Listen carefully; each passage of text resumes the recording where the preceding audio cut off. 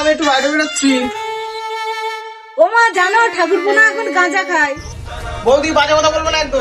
কি তুই পাড়ার যত বাজে ছেলের সঙ্গে মিশিস আর এইসব করিস, তোর আজ থেকে বাইরে বেরোনো বন্ধ।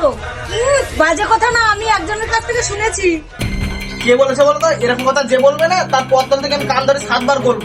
মা তুমি একদম বৌদির কথা বিশ্বাস করবে না। রে বাবা, কখন থেকে বললি গাঁজা লাগাতে? আমি গাঁজা দিই।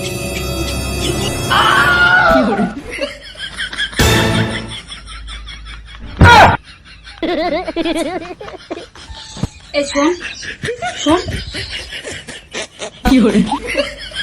ওখানে দাঁড়া। এই শোন, ধর কান ধর, কান ধর। এই পা, পা, পা। বল, বল। যা না।